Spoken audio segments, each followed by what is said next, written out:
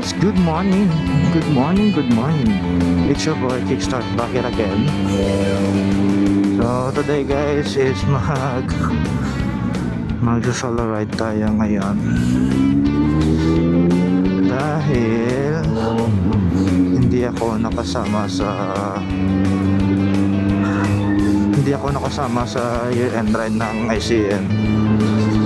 So ngayon guys, mag-solo ride ako kasi medyo matagal na rin akong hindi nakapag long ride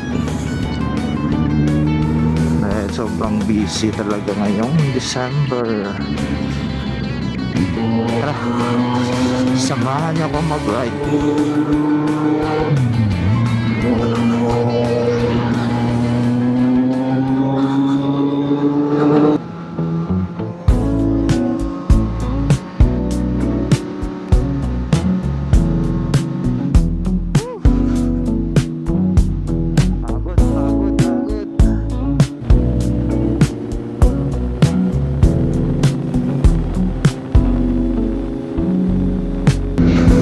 Saan ako pupunta?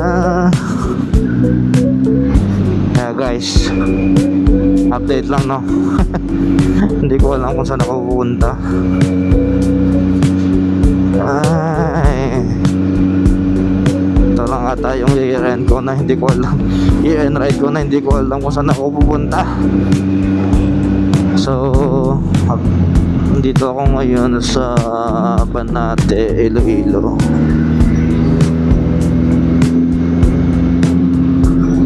Hindi ko kasi alam kung saan ako pupunta eh. Nagdadalawang isip ako kung magsa San Rafael pa ako or magbabaklayan or ako eh. Ewan ko pa.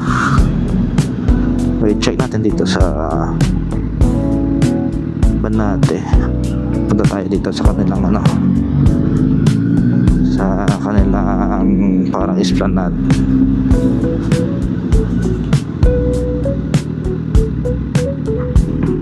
Yun no, ang ganda. Wait low tide ata ngayon guys. Sarap tumambay dito. Dito na kaya ako.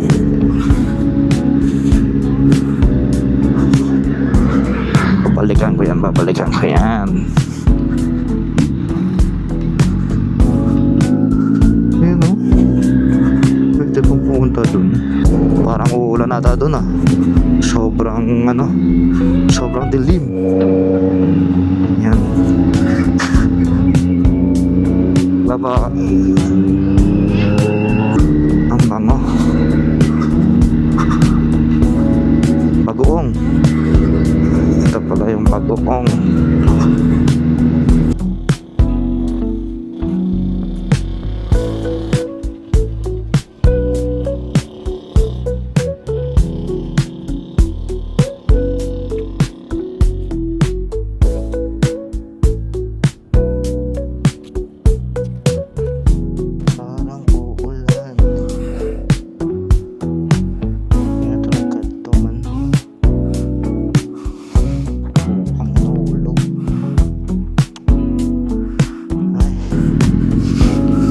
Guys no, napagdesisyonan ko na punta ako ng San Rafael. Doon na lang ako magkakape at saka magde-devotional. Ay buhay, ito yung masarap sa solo ride guys eh, kasi wala kang oras na hinahabol, tsaka hawak mo yung oras mo eh. Kahit anong oras kaya mong pwede kang mag-stop over, mag-ikot-ikot muna sa kada baryo.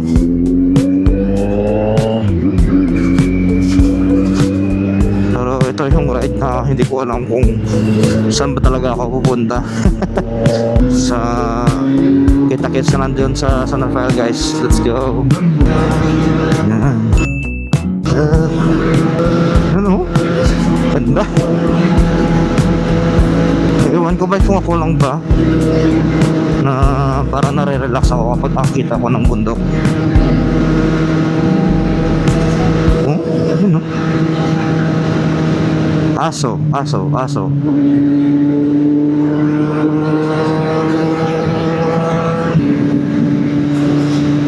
Sa tamang chill ride lang tayo guys, kasi mag-isa lang naman tayo. Nagso-solo ride lang tayo. Tamang chill lang.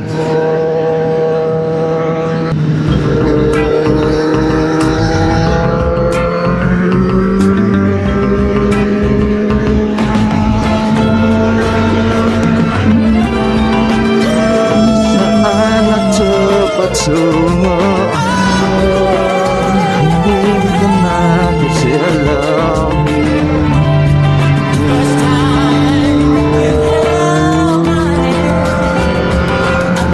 Bip, overtake sir.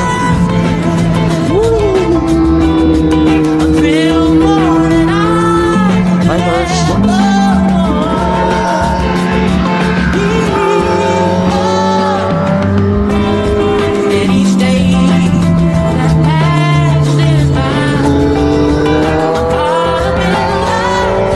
Ang problema lang guys, baka sarado yung kinakapihan ko doon.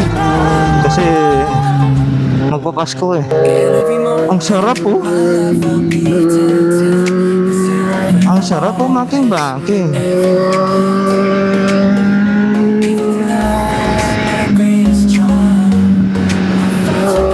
Ayun, bukas. Confirm. Bukas.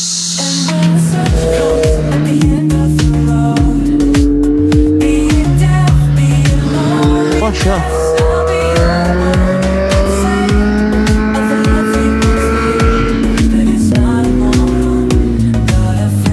Bukas ba talaga? Ayaw kong bukas.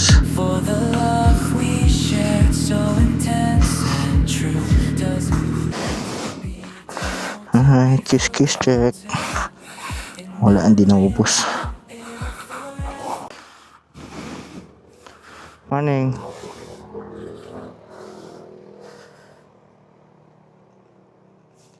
Saka hot americano miss. Kag may burger ka mo. Ang cheesy burger lang. Ah. These memories will stay with me.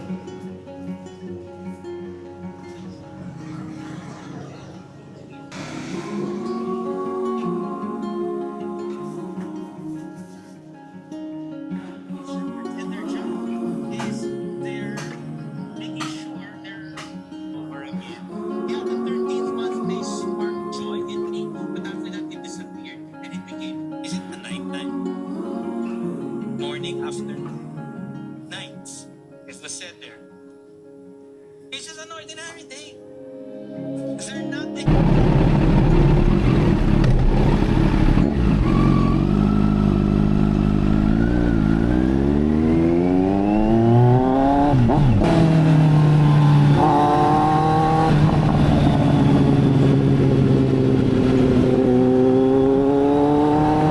Yan guys, no.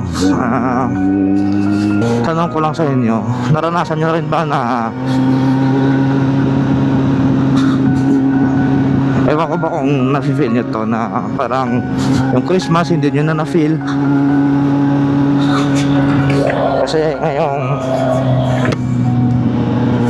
ngayon guys magpapasko na kasi, so na-experience nyo rin ba na parang Christmas ay parang ano na lang, parang ordinary day na lang, na parang wala lang, na normal days lang. Kasi guys, share ko lang, para na tayo kasing shepherd eh. Share ko lang sa story ng shepherd. Ano yung isang, alam niyo yung shepherd, nagbabantay ng mga kanyang kambing or sheep. Kambing, iba yung kambing sa sheep eh.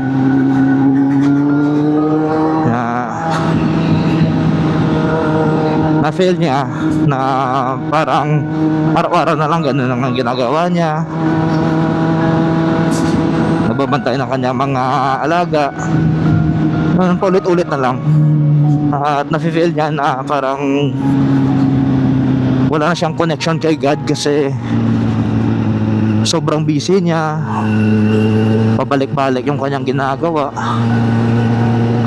Alam mo yun? Pero alam nyo ba na in a biblical view na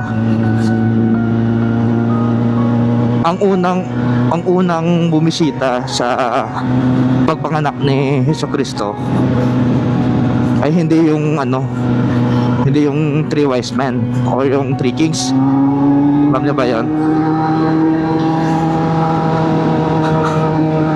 So yung unang bumisita talaga, kasi yung three wise men bumisita sila nung 3 years old na si Jesus Christ, 3 or 4 years old ata. Yun. Tapos yung unang bumisita kay Jesus Christ, alam niyo ba yun? Ay yung shepherd. Diba? Yung shepherd na yun, feel niya kasi ordinary day lang yun eh. Pero hindi niya pala alam na mamimit niya pala yung yung pinakamagandang tao at pinaka holy na tao. Yun ay si Jesus Christ, diba? So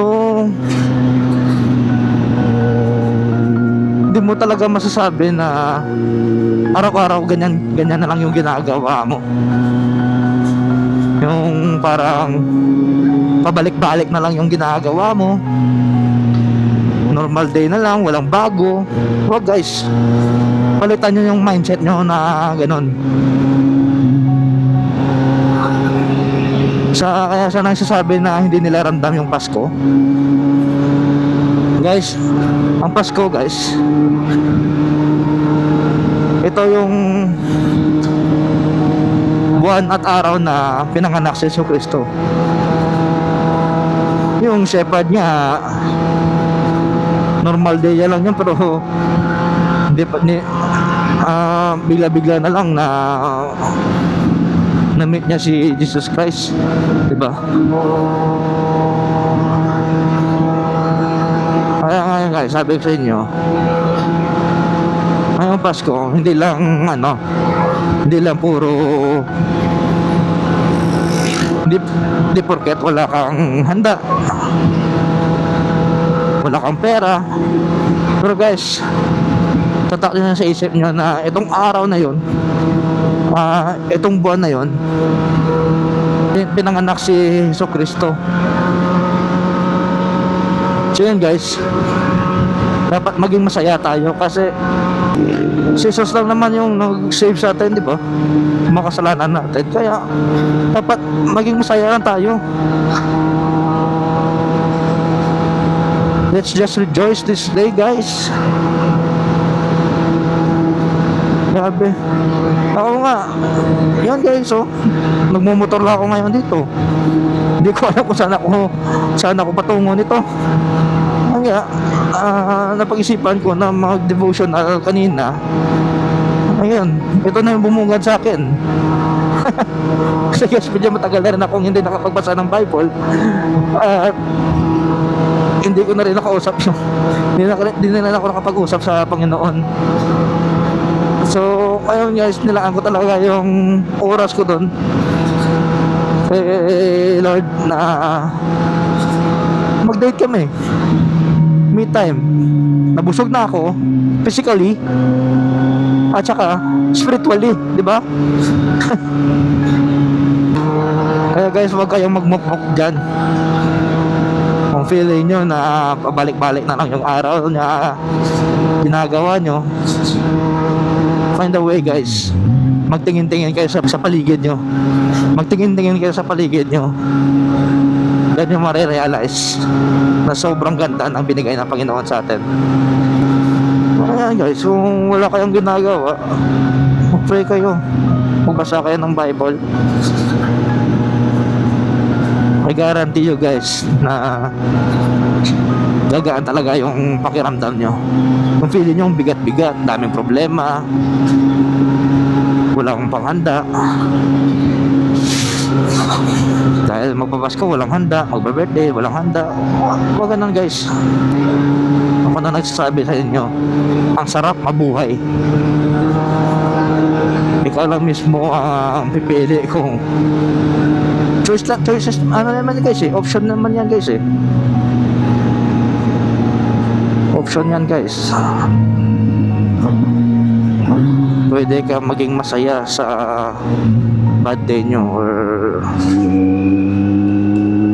dahil hindi maganda yung araw nyo, huwag kayong ano.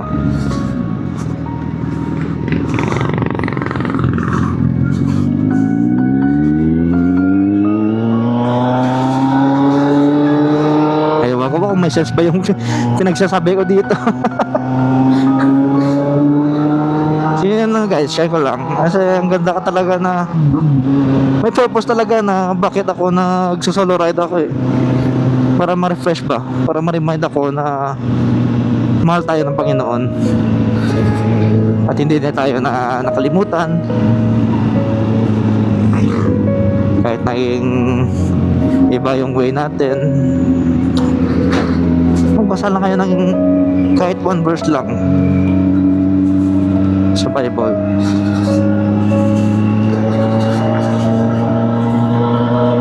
Doon ka kausapin kayo ni Lord.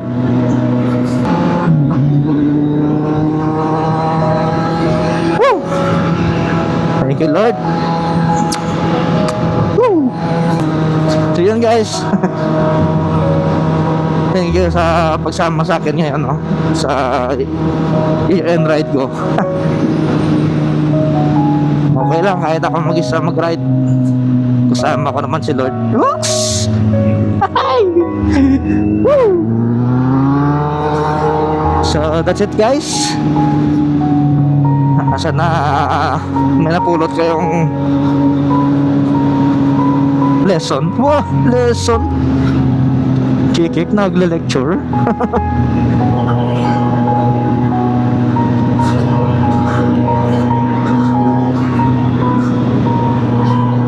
So guys, hanggang dito na lang yung aking video. Salamat sa papanood. Babush.